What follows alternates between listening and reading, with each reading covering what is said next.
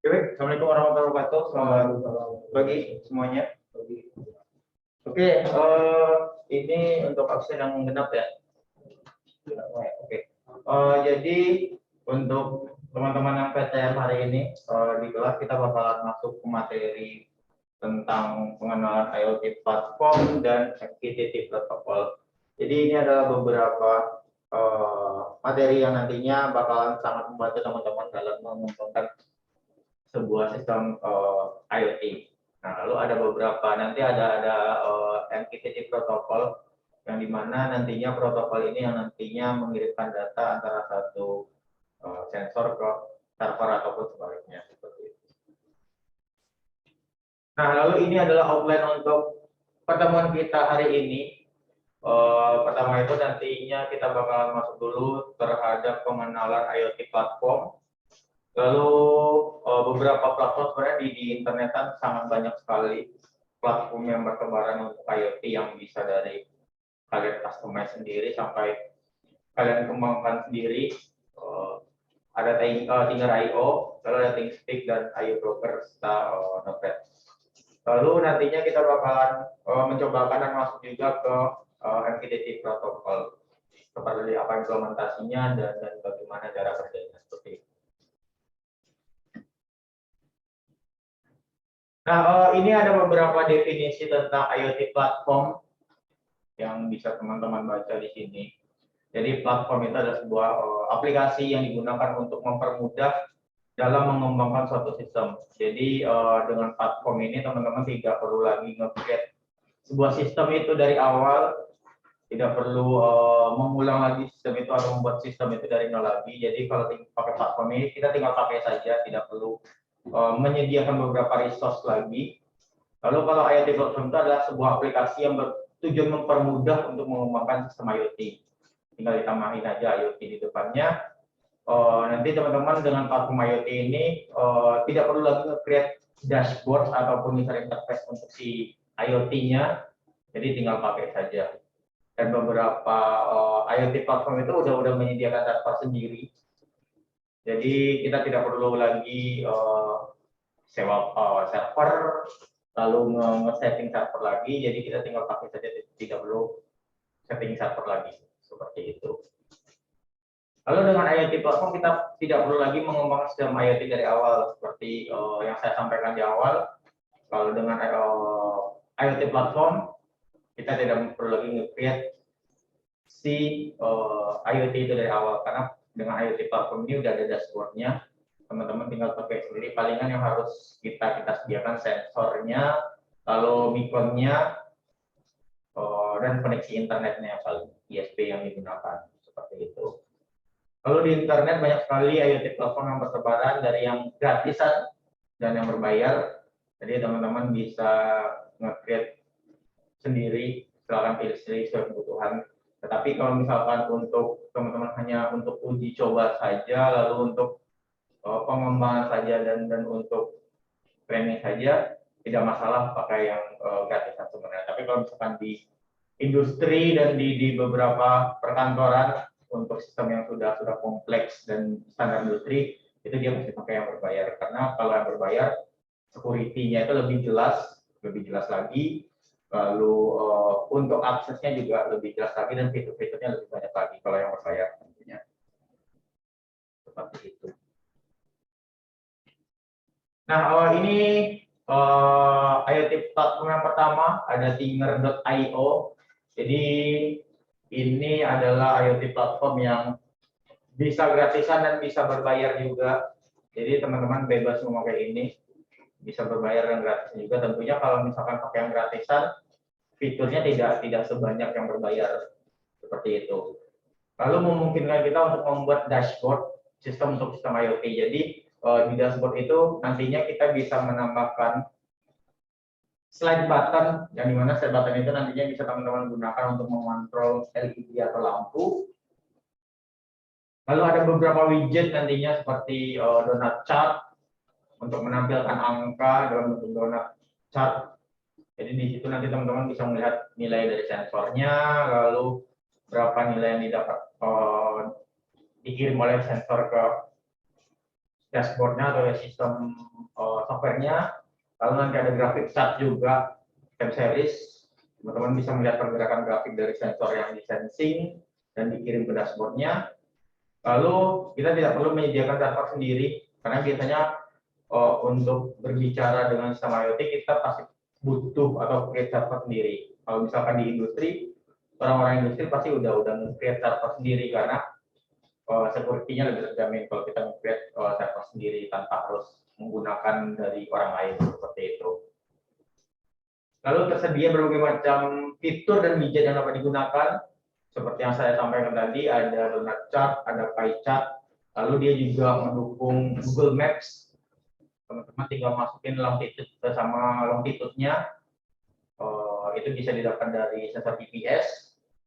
Lalu nanti Tinger ini dapat kita akses di Tinger.io. Nanti kita bakalan cobakan sedikit tentang si Tingernya seperti itu. Nah, ini bentuk dari user interface si Tinger.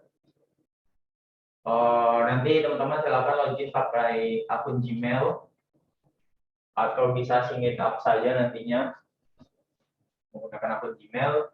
Lalu yang di sebelah yang ini,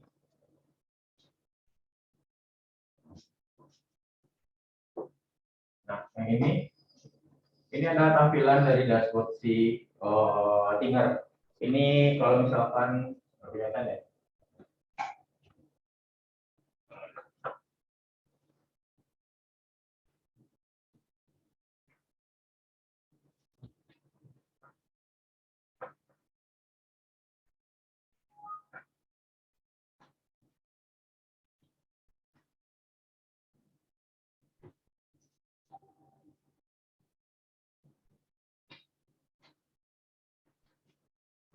Nah, kalau bisa dilihat di sini ada beberapa widget yang bisa digunakan.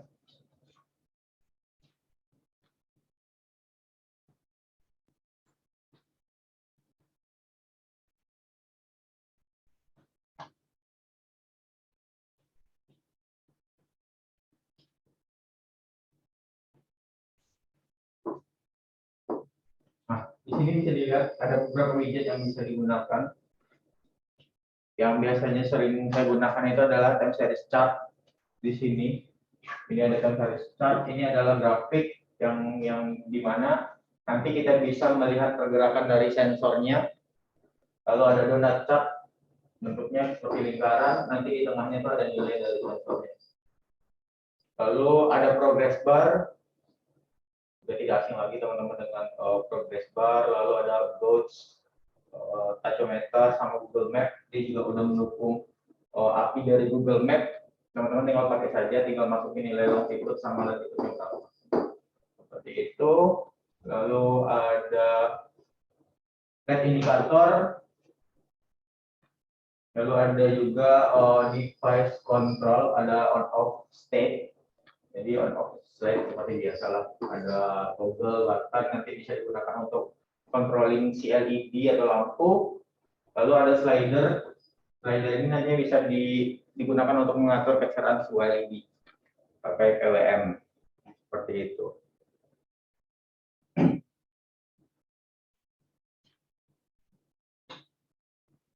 Nah, lalu di sini juga ada ThingSpeak. Kalau misalkan teman-teman sebelumnya udah pernah oprek sistem dari IoT, ThinkSpeak ini adalah salah satu yang paling banyak digunakan juga, yang gratisan yang digunakan untuk si IoT platformnya.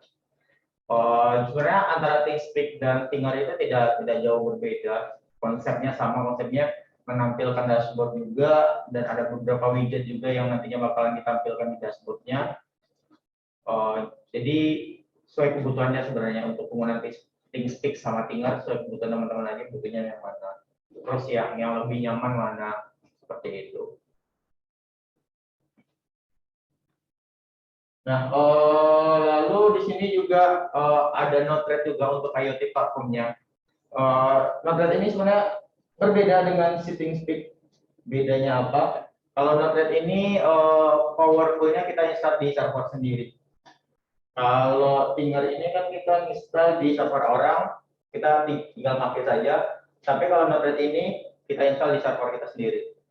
Jadi teman-teman bisa install Node-RED ini di Linux atau di Ubuntu atau di Ubuntu server. Nah, kita tinggal pakai saja. Otomatis kalau kita pakai di server kita sendiri di Node-RED ini, nah manajemen dari si servernya itu bisa kita atur sendiri seperti itu. Nah, di Node-RED ini memungkinkan kita membuat logic juga. Ini ada beberapa logic yang bisa kita gunakan. Jadi sistemnya itu seperti puzzle. Nantinya teman-teman bakal bisa membuat logic dan nantinya bakal bisa menambahkan datanya. Nah, datanya seperti ini. Nah, kalau misalkan kita lihat blok diagramnya, misalkan ini ada controller, lalu ada sensor di sini.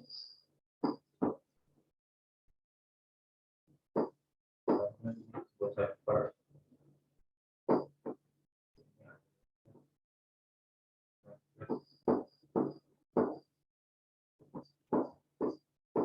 Nah,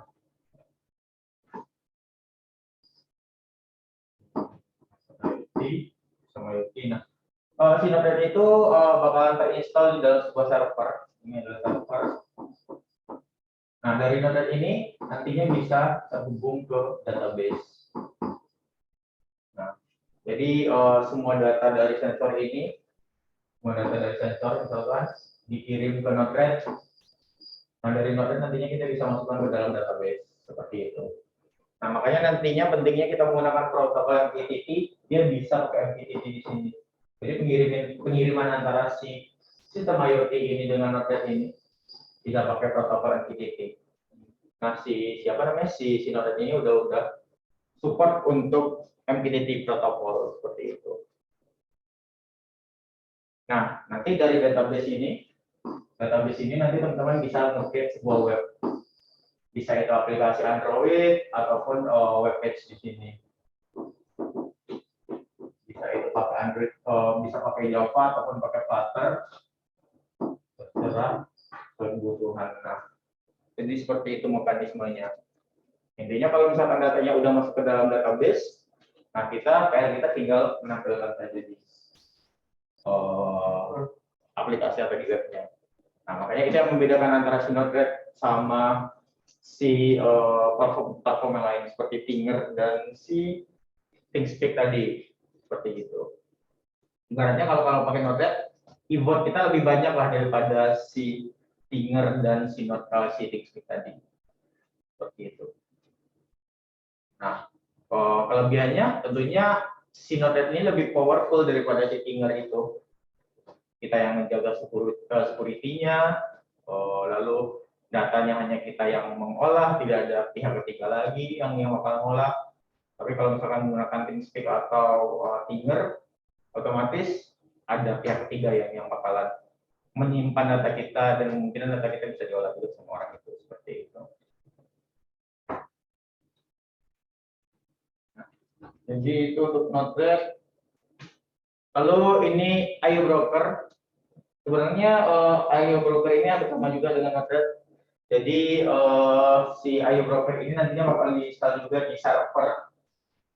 Misalkan teman-teman mau bikin server, terus mau bikin sistem IoT, nah silakan coba saja pakai virtual machine atau virtual box. Nanti install saja Ubuntu server di virtual box-nya. ya udah pakai localhost dulu aja. Kalau misalkan teman-teman malas untuk berlangganan server seperti itu. Nah, iBroker ini juga diinstal di server. Jadi teman-teman nantinya bakal install juga si iBroker di server. Bedanya apa? Bedanya kalau Node.js ini digunakan untuk logiknya, tetapi iBroker ini digunakan untuk dashboardnya. Misalkan seperti gambar tadi. Nah, seperti gambar tadi, kalau misalkan teman-teman nggak mau nge-create web sendiri, teman-teman sebenarnya bisa bikin atau install si iBroker tadi. Jadi iBroker tadi tinggal diinstal di server. Kan iBroker di sini. Nah, jadi si iBroker ini pengganti dari si Android sama web tadi. Seperti itu. Jadi untuk dashboard dan tampilan dari si user interface-nya kita bisa menggantikan dengan iBroker. Nah, kalau misalkan Android sama web page, kan kita harus mikirin desainnya seperti apa, lalu fiturnya seperti apa, customize-nya seperti apa. Tapi kalau iBroker kita sudah ada desainnya, jadi kita tinggal pakai saja seperti itu. Oke, nanti kita cobakan iBroker. Bagaimana implementasinya? Nah, sekarang kita masuk ke protokol MQTT. Jadi MQTT ini adalah salah satu protokol yang juga hype pada saat ini untuk masalah komunikasi data antara mesin ke mesin untuk implementasi IoT tentunya. Jadi MQTT itu adalah protokol yang berjalan di atas stack dari TCP/IP, lalu dirancang khusus untuk mesin ke mesin. Nah, jadi emang komunikasinya tuh untuk mesin ke mesin sebenarnya, mesin ke mesin. Jadi antara perangkat IoT dengan server itu kan ada mesin. Jadi komunikasinya emang digunakan untuk mesin ke mesin. Seperti itu. Ya, tidak memiliki alamat khusus. Jadi biasanya kan pengiriman data itu ada alamat IP-nya dan address-nya. Tapi kalau untuk MQTT itu tidak ada address yang bakalan kita gunakan. Seperti itu. Lalu untuk MQTT itu menerapkan publish dan subscribe. Jadi nantinya akan ada bertindak sebagai publisher dan nantinya ada bertindak juga sebagai subscriber data. Nah, publisher itu apa? Subscriber itu apa? Jadi publisher itu adalah yang nantinya bakal mengirimkan data, yang bakal nge-publish data. Nanti ada publisher, lalu ada subscriber. Nah, jadi nanti akan ada bertindak sebagai publisher dan ada yang bertindak sebagai subscriber. Yang dimana publisher itu bakal mengirimkan data ke subscriber. Subscriber itu bisa si servernya. Nah, untuk subscriber itu sebenarnya bisa lebih dari satu.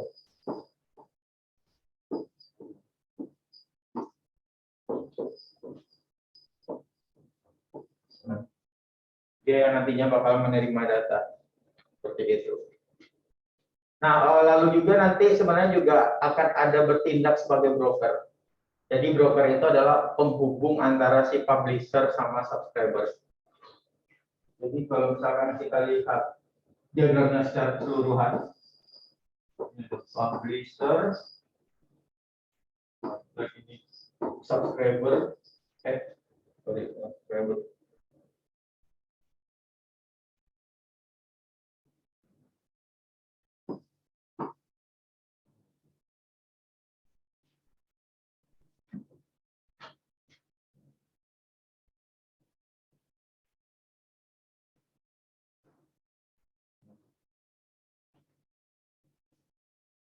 Nah, ini ada nantinya publisher.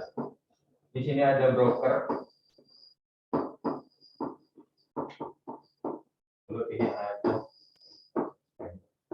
Nah, jadi si broker ini nantinya adalah penjembatan antara si publisher sama subscriber. Jadi publisher nanti sebenarnya itu bakalan ngirim data dulu ke broker.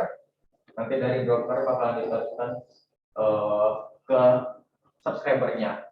Nah, broker ini apa? Sebenarnya broker ini adalah salah satu server yang disediakan. Dan nantinya sebenarnya kalau di broker ini nantinya ada alamatnya, alamat addressnya. Nah, dari sini nantinya alamat si broker itu bakal dimasukkan di publisher sama di subscribernya. Seperti itu. Nah, lalu di di MQTT itu ada topik. Jadi antara publisher sama subscriber itu harus memiliki topik yang sama. Dan untuk topik ini sebenarnya bebas, kita nantinya bakal nge-create apa. Misalkan topiknya di sini sensor, di sini harus topiknya sensor itu. Nah, seperti itu. Nanti bakal kita coba implementasikan si MQTT ini. Nah, ini kode program untuk MQTT menggunakan Python. Jadi sebenarnya MQTT ini banyak sekali implementasinya, bisa pakai Python, bisa pakai Java, C++, C Sharp, PHP juga bisa sebenarnya. Nah, ini ada codingan untuk subscribernya, ini ada codingan untuk si publishernya. Yang dimana publisher itu kan bakal mengirimkan data ke si subscriber, seperti itu. Nah, ini ada address dari si brokernya. Sebenarnya di internet itu banyak sekali broker yang subscription di sini sama si beberapa ISP seperti itu, atau penyedia layanan. Lalu dia di sini bakal mengirimkan data sebenarnya data karbon, smoke sama LPG-nya adalah data random dari range 50 sampai 60 ke 158 sampai 158. Seperti itu. Lalu di sini ada topiknya. Ini topiknya bebas, kita bisa nge-create apa aja untuk topiknya. Makanya antara publisher sama si subscriber itu topiknya harus sama. Lalu brokernya juga bakal sama. Lalu ada portnya di sini, port yang digunakan. Jadi portnya ini kita tinggal lihat saja di penyedia broker yang sudah disediakan. Kita bakalan coba dulu implementasi dari Tinger. Kita bakalan bermain sedikit dengan Tinger. Jadi teman-teman silakan buka saja situs tinger.io di sini di browsernya.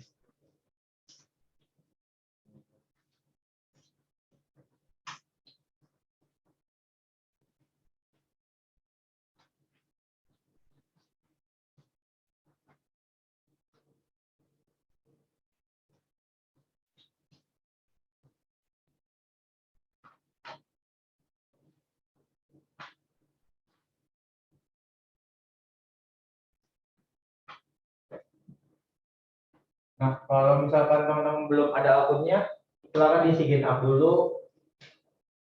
Silakan daftar dulu saja. Karena saya sudah ada akunnya, jadi saya tidak lagi.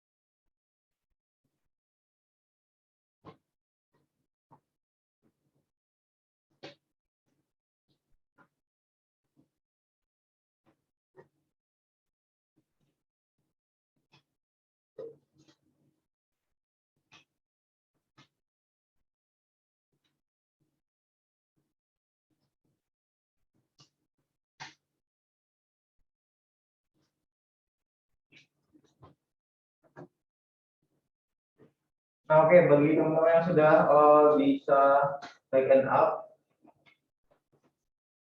Nah, di sini ada beberapa fitur yang bisa teman-teman lihat. Di sini ada statistik di sini. Yang dimana statistik ini bisa digunakan untuk melihat berapa device saja yang pernah terkoneksi di dashboard di platform ini. Lalu ada beberapa dashboard yang digunakan atau yang di-create seperti itu. Itu poin-poin yang paling pentingnya. Lalu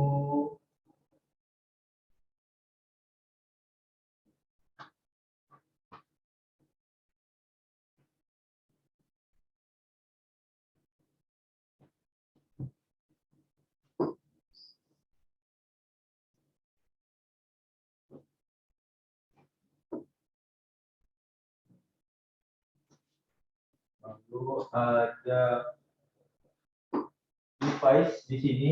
Jadi di sini kita bisa menambahkan device apa saja yang terkoneksi di platform ini.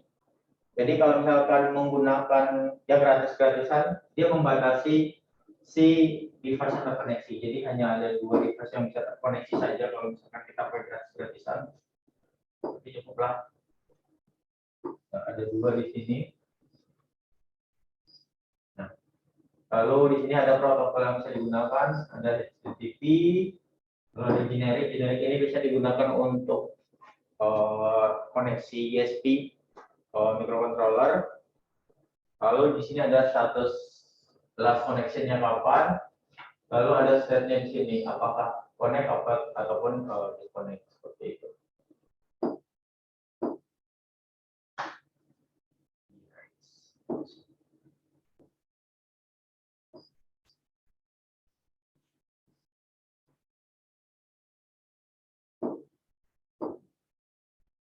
Lalu ada fitur dashboard juga di sini. Nah, ini adalah dashboard-nya. Kita bisa nge-create dashboard, yang dimana dashboard ini bisa berfungsi sebagai user interface kita memonitoring sensornya. Jadi teman-teman bisa menambahkan dashboard di sini. Sebenarnya di dashboard ini ada toggle di sini. Kita bisa aktifkan untuk nge-edit dan melog dari si toggle-nya ke si dashboard-nya. Tinggal dihidupkan saja, lalu di sini ada add widget. Nah, lalu ada sebagai widget di sini kita bisa memilih widget apa saja yang bisa kita gunakan.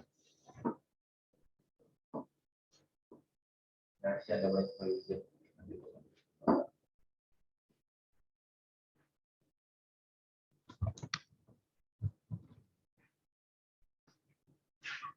Nah, pertama-tama di sini kita bakal mencobakan si Tinger ini. Jadi bagi teman-teman yang baru sign up, sini silakan di create aja device baru. Saya dilihat dulu di device ini.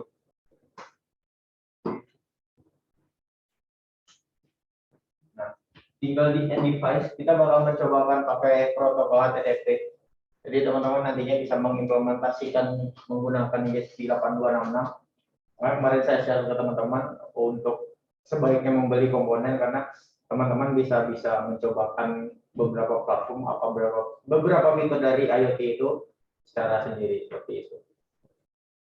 Oke, kalau sudah masuk ke menu device, terus add device, sekarang kita bakal pilih device type-nya. Di sini saya bakalan pakai HTTP device. Lalu device ID-nya itu HTTP saja. Lalu device-nya HTTP underscore device.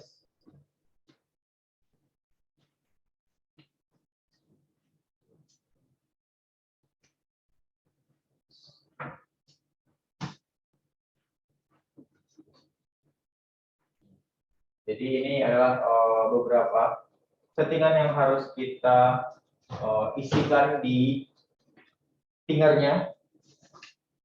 Nah, kalau sudah, silakan di add device saja di sini. Oke. Nah, kalau sudah berhasil, nanti si tinkernya itu bakalan nge-create sebuah menu untuk device kita.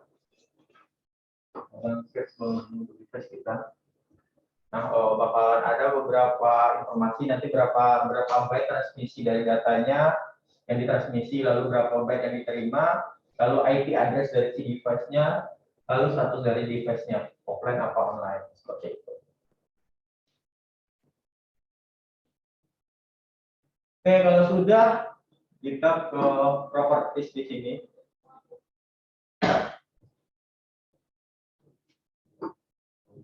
Nah, sorry, bukan properties di callback di sini.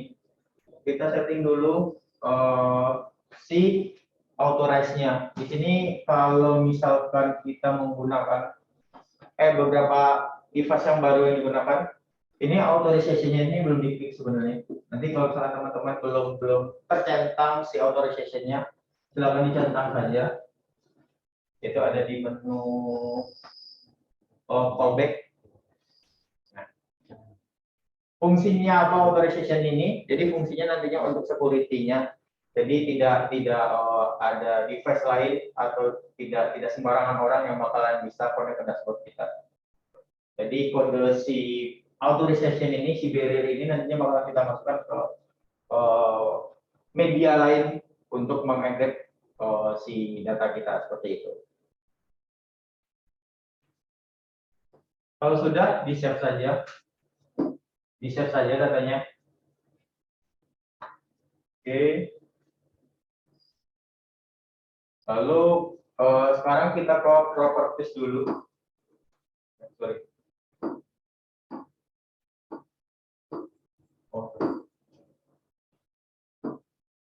Nah, kita sudah kembali ke callback tadi. Di callback tadi ada overview di sini. Ini adalah settingan yang nantinya bakal kita gunakan untuk kebutuhan mengirimkan data dari si device kita. Misalkan taruhlah device kita si PC atau laptop ke settingernya. Lalu di sini ada for example. Jadi for ini bisa digunakan untuk mengirimkan data secara langsung. Teman-teman bisa copy saja kalau misalkan PC atau laptopnya mendukung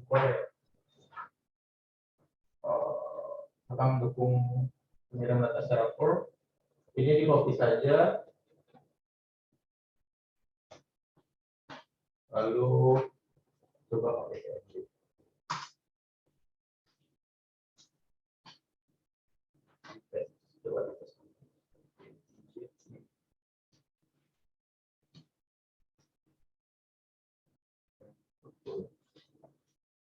Karena enaknya ini pakai Ubuntu.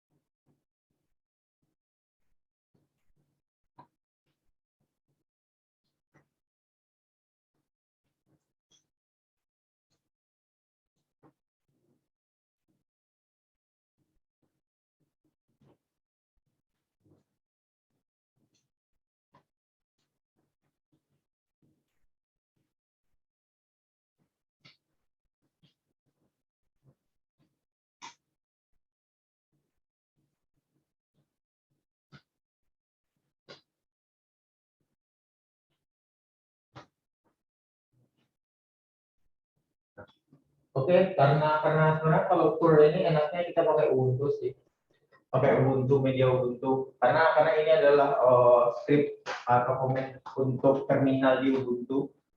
Nah, cara kedua sebenarnya ada banyak sekali caranya. Cara selanjutnya itu kita akali dengan pakai Postman. Jadi teman-teman silahkan buka saja di sini Postman.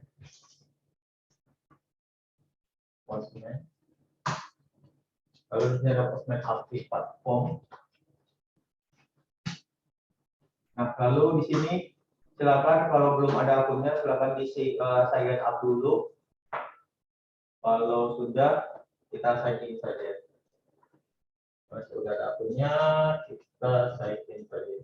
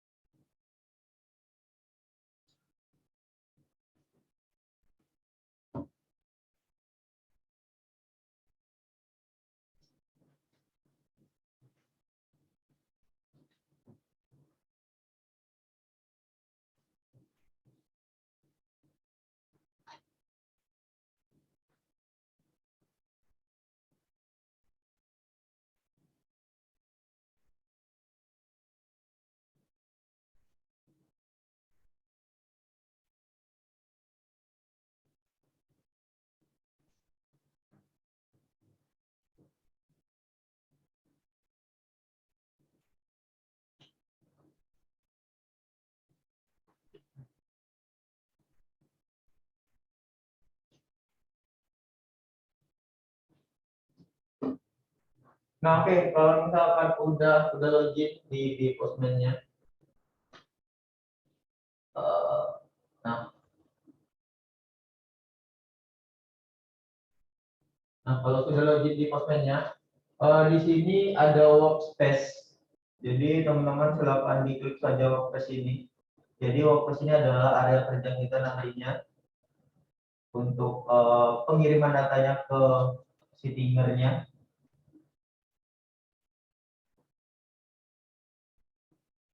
Lalu kalau sudah, silakan di create workspace saja.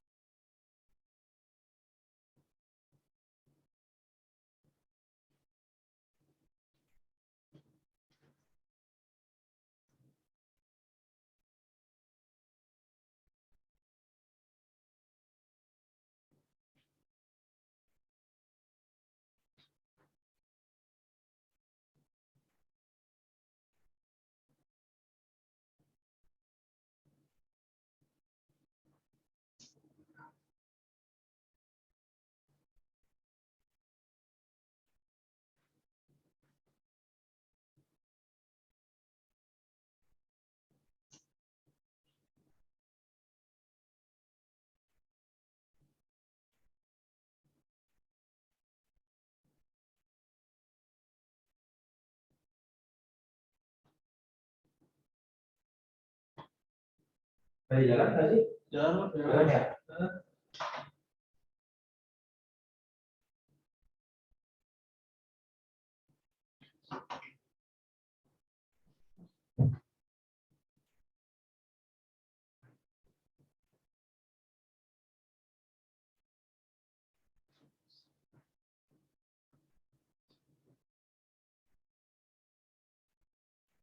Nah, oke, di Create Workspace itu kan ada nama, summary, sama visibility.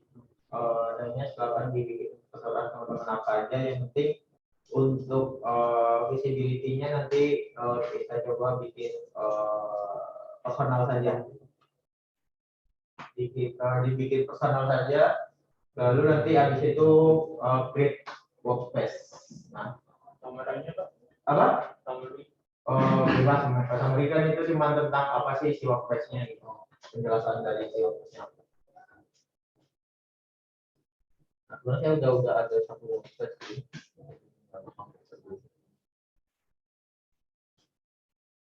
Nah, kita tampil.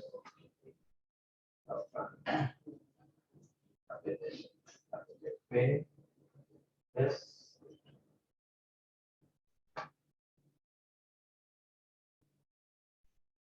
Nah, oke. Tampilannya nanti bakal seperti ini untuk si workspace-nya kalau sudah di-create.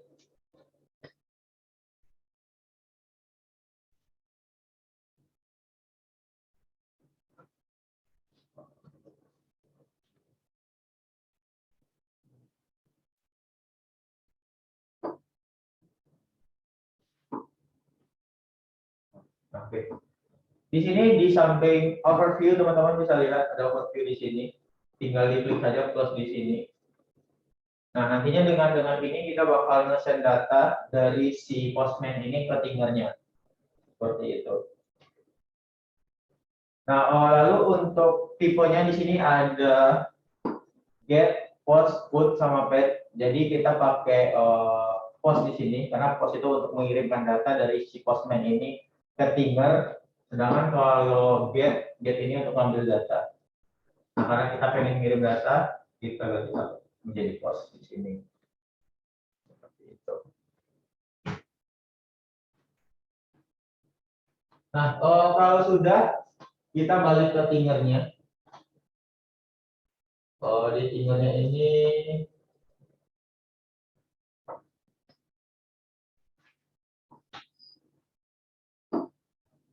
nah, oke.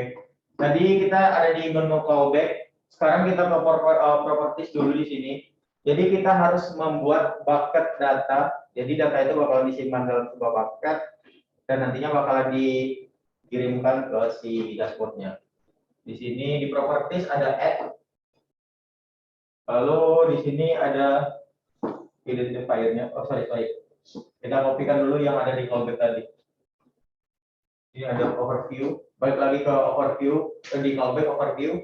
Lalu di sini ada sample body dalam bentuk data JSON. Di copy saja. Callback-nya. Lalu baru kita masukkan ke properties, lalu add. Nah, kita tes di sini. Identifier-nya kita bikin data saja. Nah, jadi nantinya data yang bakalan ditampilkan di si dashboard-nya itu, kita bisa milih nantinya apa latitude sama latitude, lalu ada data temperatur sama data humidity. Nah, karena kita pakai manual, pakai HTTP, nah nanti data ini bisa kita ganti-ganti sebenarnya. Kalau misalkan kita menggunakan data pakai sensor sama microcontroller, tentunya data ini nantinya bakal kita get dari si microcontroller atau sensornya seperti itu.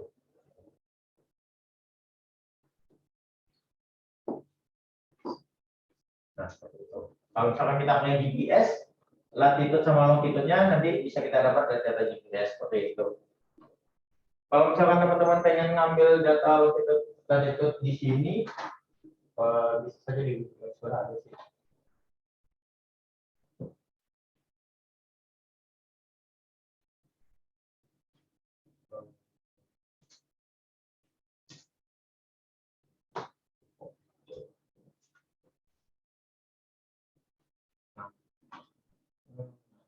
Copy saja. Dapat mau cari latitude Depok, bisa makan saja itu. Oke. Lalu ini C.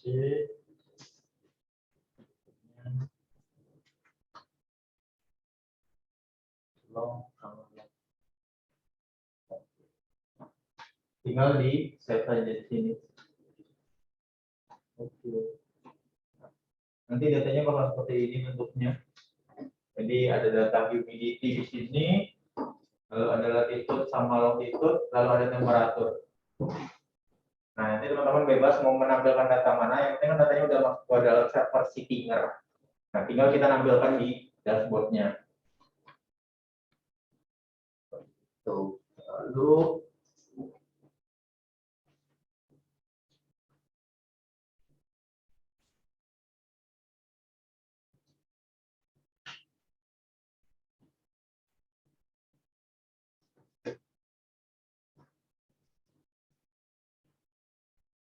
oke, kalau sudah ada data bucket-nya, kita ke callback lagi. Tadi di properties, sekarang ke callback lagi. Di sini ada overview.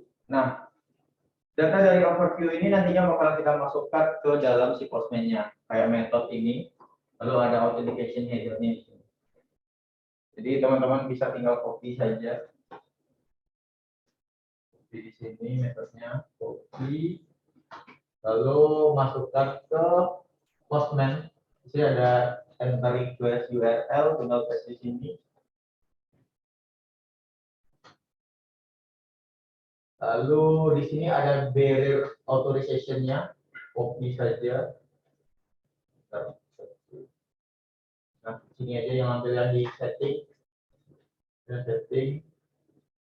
tinggal di Ctrl A sampai di bawah, di setting, lalu balik ke postman-nya, lalu pilih di copy yang authorization-nya, balik ke postman, lalu pilih authorization di sini.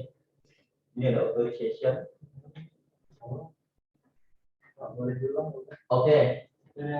Dari mana? Postman Pak. Tadi yang apa? Habis copy metode. Oke. Metodenya ini udah. Oke. Di overview. Overview terus di copy kan ya? Iya, di copy ke postman-nya. Overview ini di postman-nya di mana Pak? Di sini. Ini kan tadi kosong nih sebenarnya. Di atasnya ada URL kosong. Ini kosong. Nah, saya kan tadi di workspace ya. Iya, di dulu. Oke, tambah dulu di sini. Get-nya nanti ganti sama pos. Ada lagi yang belum masuk ke sesi ini mungkin? Oke. Nah, nanti tinggal di-tes saja di sini.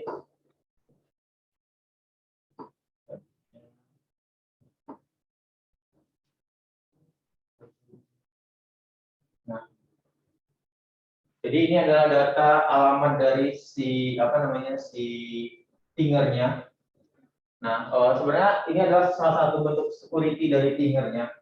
Kalau kita buka di web, itu nggak bakalan kelihatan datanya. 401 unauthorized. Jadi si datanya itu dibungkus oleh si sistemnya agar orang lain tidak bisa melihat data apa yang dikirim. Seperti itu. Nah, untuk verification-nya, makanya kita butuh si barrier tadi. Bisa setting, lalu barrier ini di copy saja. Di report authorization-nya ini di fingernya.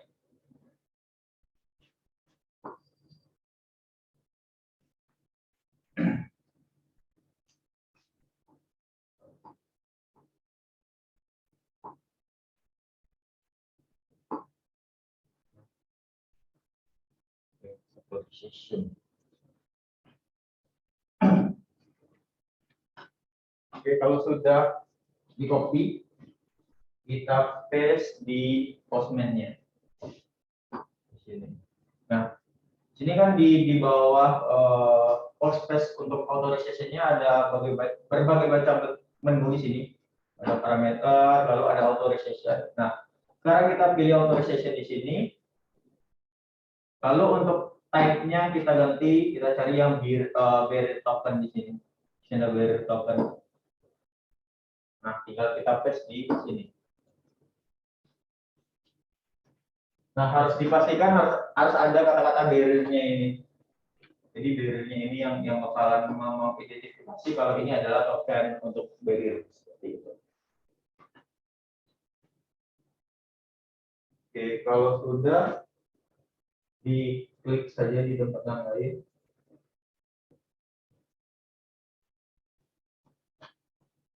Nah,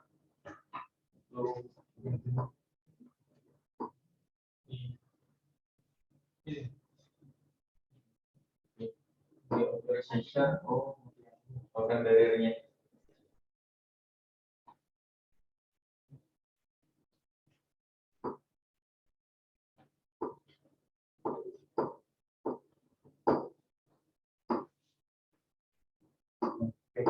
Nah, oke, itu adalah langkah untuk bikin authorization ke si tingernya. Sekarang kita bakal coba ngirim data ke tingernya. Nah, kirim data itu pakai data JSON. Kita tinggal copy saja. Kita balik lagi ke tinger di sini. Lalu di sini ada overview. Nah, kita copy saja si sampel body ini semuanya. Saja. Kalau sudah copy, kita balik ke Postman di sini. Lalu di sini ada body. Jadi authorization ini untuk authorize, untuk memverifikasi kalau kita benar pemilik akun itu tadi. Sekarang kita bakal coba mengirimkan data ke si dingernya pakai body ini. Lalu di sini ada banyak pilihan kan, ada non from data bla bla bla. Kita pilih yang raw karena kita mau mengirim data by JSON. Lalu di sini ada teks. Teks ini kita ganti pakai JavaScript di sini. Sorry, JavaScript lagi. JSON. Nah, karena kita pakai data JSON. Kita paste. Oke, kalau sudah datanya kita coba send.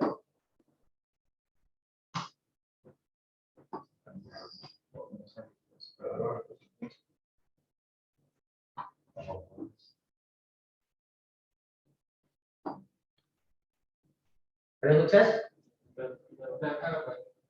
Oke, berarti kalau ada itu masih authorize.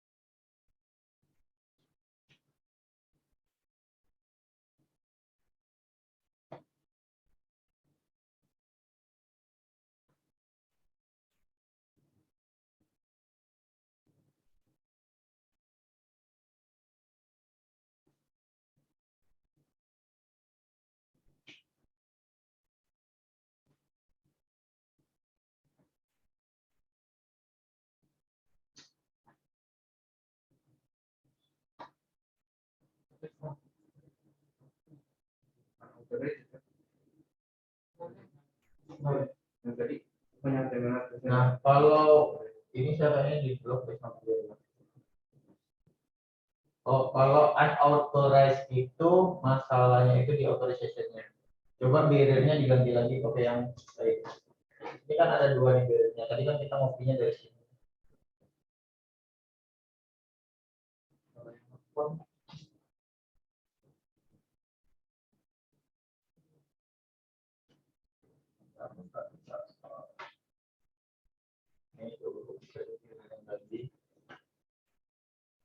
Lalu pastikan barrier-nya itu cuma satu aja di sini.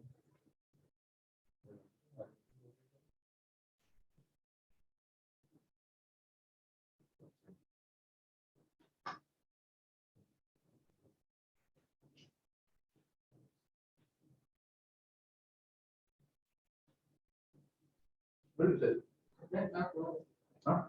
Ada unauthorized ya? Iya, enggak, not found.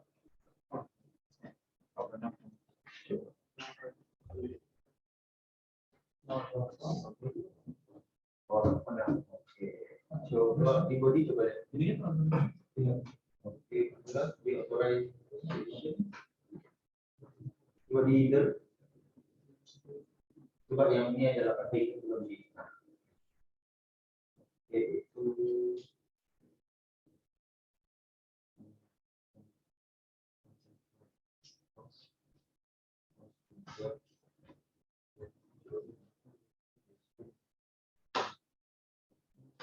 Kiri bawah satu. Aduh, kiri.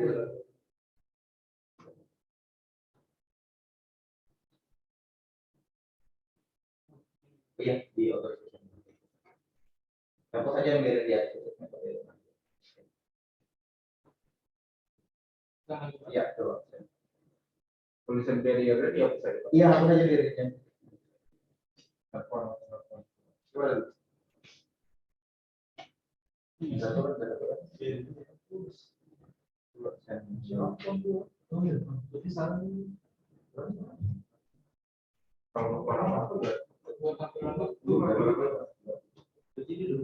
Coba backend ini copy ke ya buka browser belakang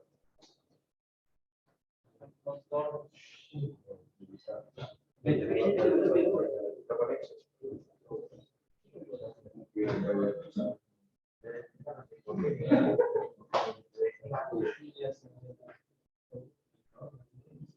Coba tadi mobilnya di mana tinggal? Ya, coba balik ke setting.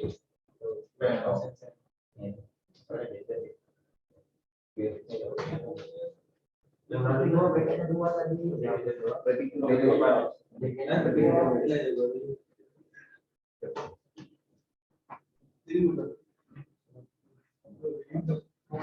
Nggak tahu, coba. Nih, coba nih.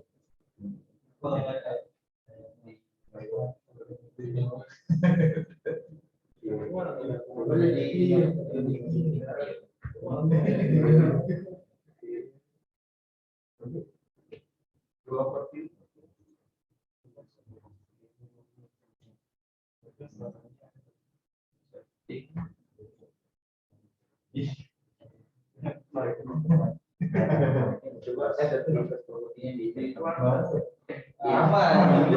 Ini warna pakai yang berembun loh. Nah, kalau dia berembun, ini juga apa kalau ini? Oke, coba kita lihat. Teman-teman kita boleh namanya.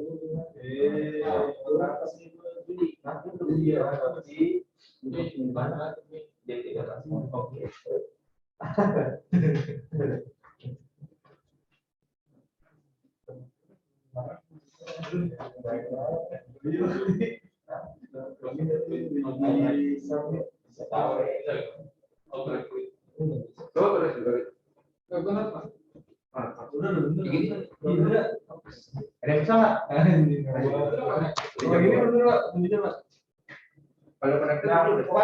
Kalau responnya itu 200 itu sukses. Kalau ini biasa gimana? 200. Iya, responnya ini 200. Nah, tinggal lihat di itunya aja coba lihat di tinggalnya. Coba lihat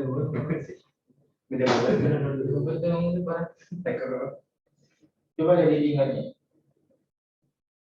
Nah, coba lihat di 200 ya, oke lah. Iya, 200 itu kirim katanya. Responnya. Dari tinggalnya coba Pak DP-nya. Nah, makanya nanti di statusnya itu kan connected jadinya tuh. Kalau misalkan yang udah bisa statusnya jadi connected tuh. Di device-nya itu statusnya jadi connected. Kalau berkirim tadinya disconnected, jadi connected. Yang di state-nya. Iya, di state-nya. Nah, ini kalau kayak gini gimana, Pak? Invalid using content. Oke, coba lihat di body-nya tadi. Oh, dia pakai titik, nggak pakai koma. Ini, ya. Kok bisa aja dipakai bahasa Indonesia? Apa? Iya, apa? Browsernya apa? Browsernya kayak di bawah browsernya.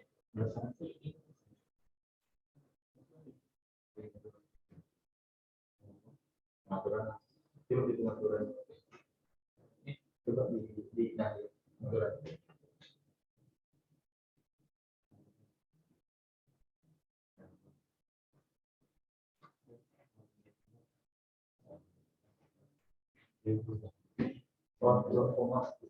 Coba kopi aja lagi. Ini bisa aja ditinggal. Makanya. Coba di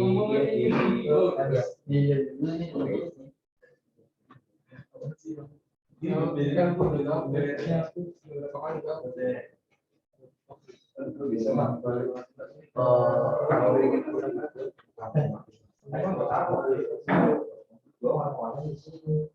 dari bawah.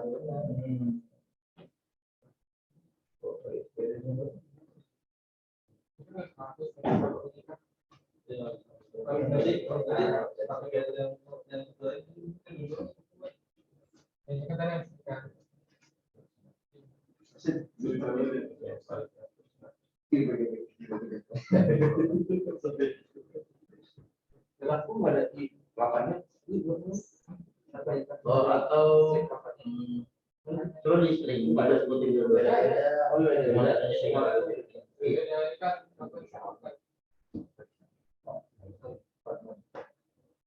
Itu datanya kan ada dua tadi. Udah ini oh koma aja. Agak mengerti.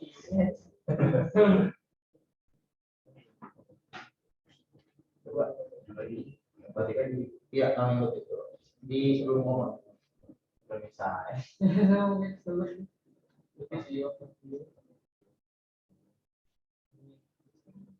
Ketiga dong.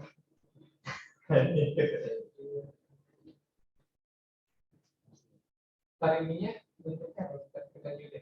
Kalau kita ada kayak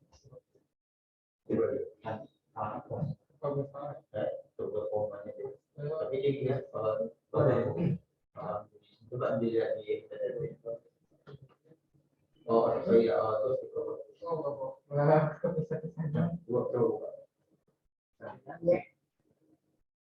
oh nanti kalau misalkan teman-teman mau coba ngirim data lagi tinggal di situ kan ada jasa yang dikirim tadi tuh jasa yang dikirim lagi yang di sini yang di bodinya ya udah diganti aja nilai ini diganti aja nih nilai ini diganti aja untuk tidak perubahan datanya nanti langsung dilihat aja di tinggalnya di overview di apa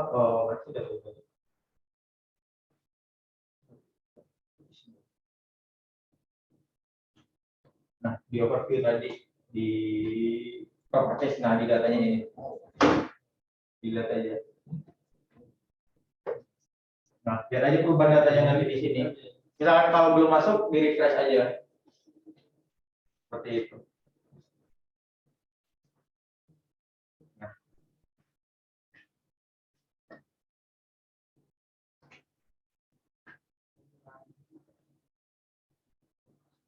Online atau status device? Iya, status device-nya jadi online kalau misalkan udah terkirim. Kalau misalkan responnya 200.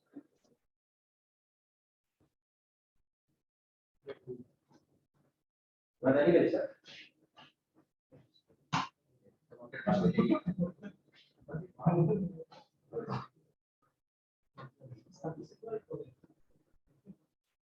Kirim nggak datanya? Oh, Ini connected ini ya? iya. Kalau coba buka HTTP-nya. Terus lihat di properties-nya. Kalau mau kirim send lagi kan ya? Iya, bisa lagi. Oh, di expand aja ini. Nah, oke. Kirim aja datanya di Postman. Di body. Udah ganti-ganti aja nilainya berapa. Iya. Oh. Kan udah dikasih. Nah, Temperatur 43. oke, coba refresh. Masih 23. Berarti di sini umurnya berapa? 3244 di situ berapa tuh? Di sini. Dan juga sini. Oh iya.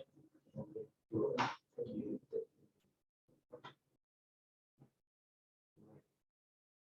Oh di Temperatur rumah di Jember coba lihat udah masuk ke paket tuh di Vocalback ya. Sorry. Nah, Baru bisa. kalau endpoint-nya coba dicentang. Sorry. Set device properties. Ya, pilih yang data. Iya. Nah, coba balik overview tadi. Oke, terus properties. Nah, coba kita lagi. Oh, iya, refresh atau kita lagi.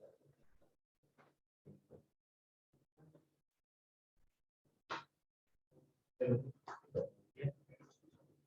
tadi yang ganti udah namain di overview-nya belum? Jadi silakan diganti dulu aja password datanya di callback. Di sini ada set device property, dipilih aja yang data tadi. Nah, respon data. Iya, respon datanya. Jadi dia bakalan ngirim data ke sini dulu, nanti bakalan masukin ke bucketnya. Lalu tinggal di save aja.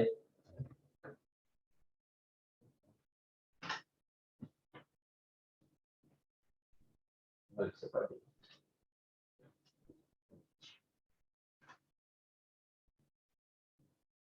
Ya, masuk apa?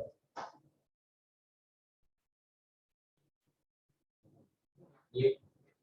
Nah, Ini udah diganti belum berubah, Pak? oke. Ya, Ya, udah desain. udah diganti. Oke. Coba oke. Oke, coba ke forward. Nah, ini apa ada? Tadi Di save dulu. Memang Terus tadi pilih data. kan Nah, data ya.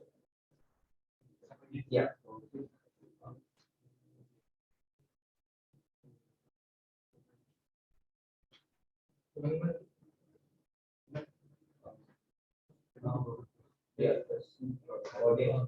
Dia mau proses.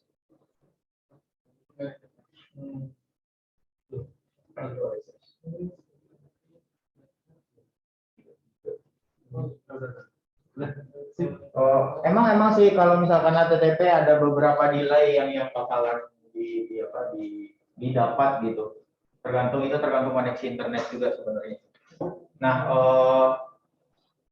sebenarnya kalau misalkan kita pakai Postman kan dia nggak bakalan bisa jadi real time karena kita butuh refresh dan segalanya. Nah, kalau misalkan kita pakai Beacon, pakai ESP8266 atau ESP32, nantinya itu bakalan bisa real time sebenarnya.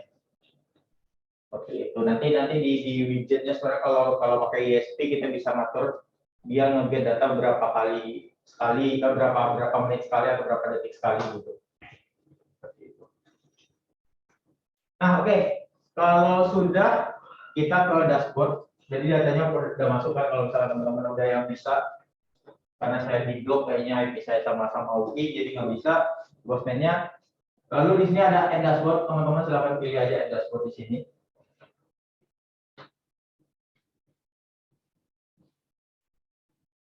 Dashboard, lalu di sini silakan bikin dashboard ID-nya misalkan my dashboard atau apalah terserah. Dashboard.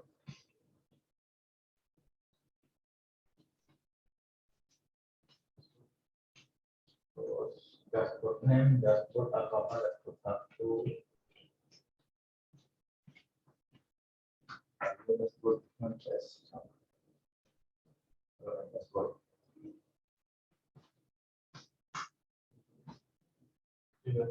Bebas, silakan untuk ID dan sebagainya itu bebas teman-teman ini siapa aja. Silakan disesuaikan saja.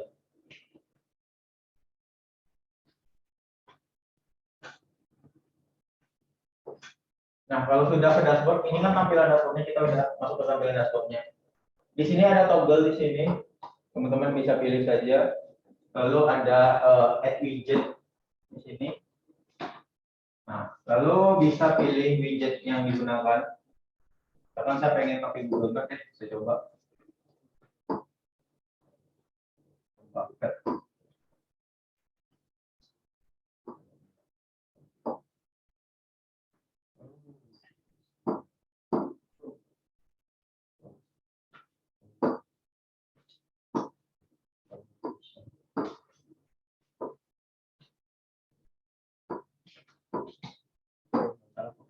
Oke, ini aja. Kita pakai si donut chart saja. Nah, di sini. Ya, teman-teman bisa pilih donut chart di sini. Ada, silakan lihat saja. Ini nih. Tipenya silakan pilih donut chart. Lalu di sini kita diminta untuk memilih resource untuk datanya. Kalau pilih from device property, from device property. Nah, lalu di sini kita diminta untuk select device. Kalau misalkan device kita itu udah terkoreksi tadi, di sini satu HTTP device itu bakalan jadi hijau. Di sini akan menjadi hijau jadinya. Kalau merah itu dia berarti offline, kalau hijau berarti online. Kita pilih saja HTTP device. Lalu select propertinya itu si data tadi, sebab data tadi. Lalu resource value-nya terserah teman-teman mau menampilkan humidity di sini atau temperatur, bebas. Mau menampilkan humidity atau temperatur di sini terserah. Lalu tinggal di set saja. Nah, seperti itu. Nah, karena ini sebenarnya HTTP, dia itu tidak bisa real time kalau HTTP, karena dia harus ada request dan postnya dulu. Tapi kalau misalkan teman-teman menggunakan microcontroller, menggunakan ESP atau apa, nanti di sini dia bakalan jadi real time. Seperti itu. Makanya kalau misalkan kita mau rubah-rubah data ini pakai HTTP, kita harus ke data bucket tadi atau ke device tadi.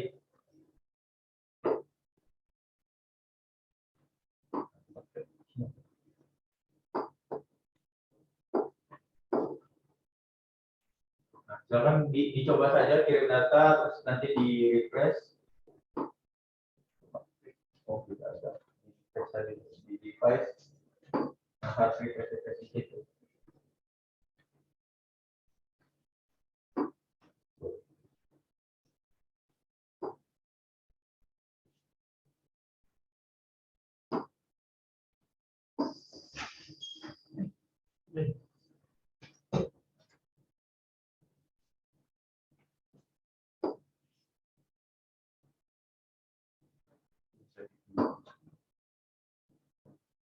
Seperti itu.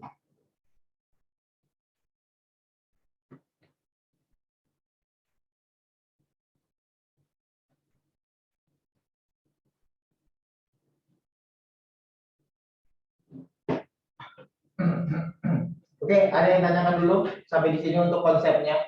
Kalau misalkan teman-teman yang tertinggal untuk tutorialnya, nanti rekaman video ini nanti bakal share saja. Jadi teman-teman bisa ngikutin lagi rekaman videonya, lalu dicoba lagi.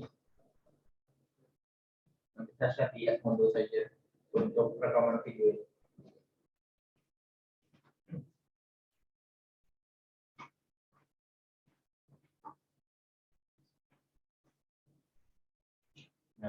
Makanya sebenarnya enaknya main-main seperti ini di layanan internet pribadi kita sih sebenarnya, karena kita sendiri yang tahu internet kita tidak ada settingan VPN, proxy dan lain-lain seperti itu.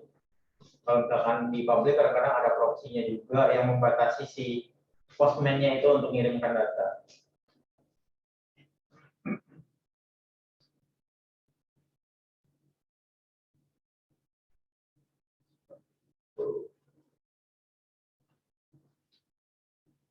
Ya, berarti ini aslinya itu postman-nya diganti Miko apa ya? Iya, benar sekali. Kalau misalkan di sistem IoT-nya si postman-nya nggak beda.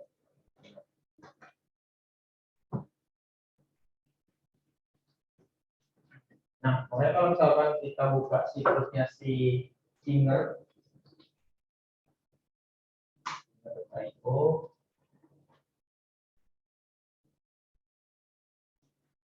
kita lihat di developernya, connect device. Nah, di sini ada banyak sekali device yang bisa terkoneksi.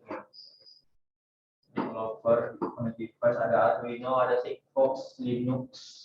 Linux ini bisa pakai Raspberry. Nah, bisa pakai ESP32, ESP8266, lalu ada Arduino Ethernet, Arduino UEFI, Arduino GSM dan sebagainya. Kalau misalkan kita pakai ESP8266, tinggal pilih ini aja. Dan library-nya juga sudah tersedia sebenarnya di sini. Terus cara install si boardnya juga sudah ada di sini. Lalu teman-teman coba saja karena sebenarnya makanya saya suruh beli karena teman-teman bisa lebih eksplor untuk implementasinya.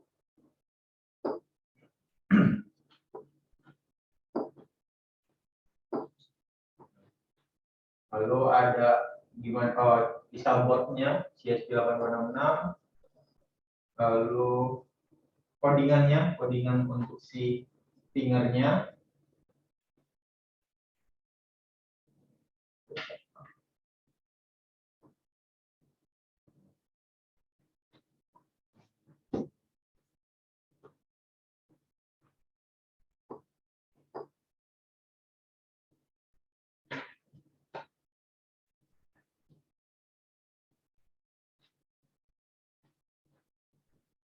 Nanti saya coba share aja di video Indonesia. Kemarin kalau nggak salah, kemarin udah share video ini.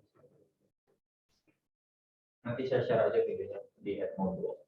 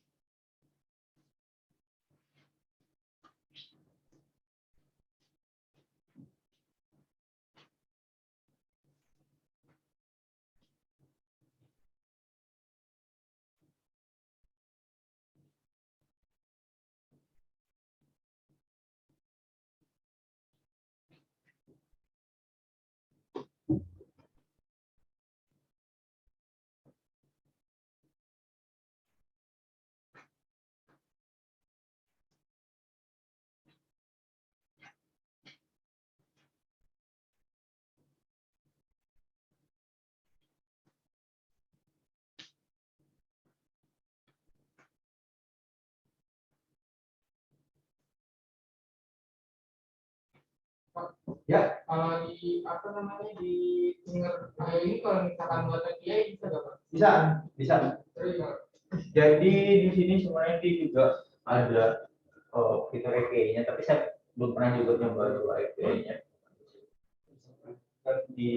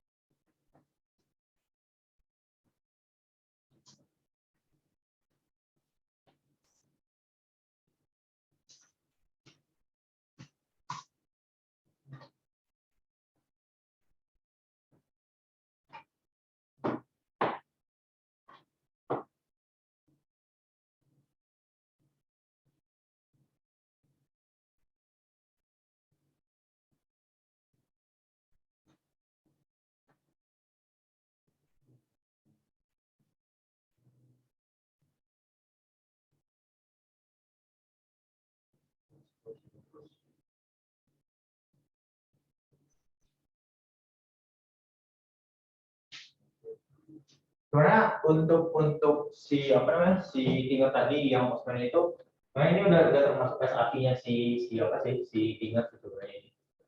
Ini udah masuk SAP-nya sebenarnya. Tapi kalau untuk API-nya nge-create si API-nya untuk ke database langsung saya belum pernah nyoba soalnya. Ini sebenarnya udah masuk API-nya siapa sih si Tinger si ini adalah API-nya sebenarnya. Makanya kirim datanya ke JSON kan. Karena sebenarnya dia itu nge-bridge data dari si Tinger dengan si device sebenarnya. Nah, kalau misalkan kita pakai si microcontroller, kalau pakai micro lagi,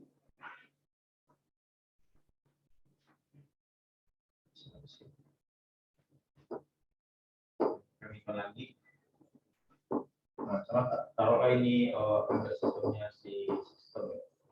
Nah, API si Tinger ini bisa kita masukkan ke codingannya si sistem embedded sih pakai C++. Nanti bisa kita tampilkan di si dashboard si apa namanya dashboard si Tinger. Ada codingannya untuk masuk ke embedded sistemnya. Sebenarnya banyak cara sih agar terkoneksi ke si Tinger ini sesuai kebutuhannya itu. Itu masuknya ke Micronet ya? Iya, bisa masuk ke Micron ini. Di alamat si API-nya ini bisa masuk ke Micron. Enaknya emang create API sendiri.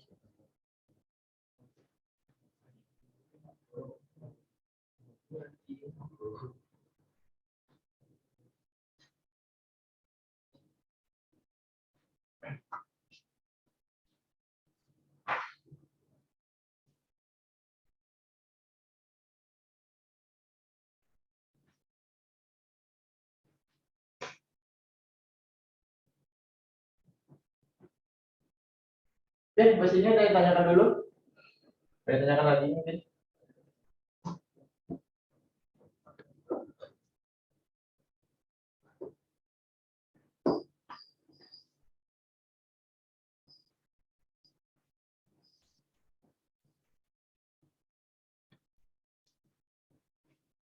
Oke, mungkin kalau tidak ada pertanyaan lagi, saya tutup kelas sampai di sini mungkin.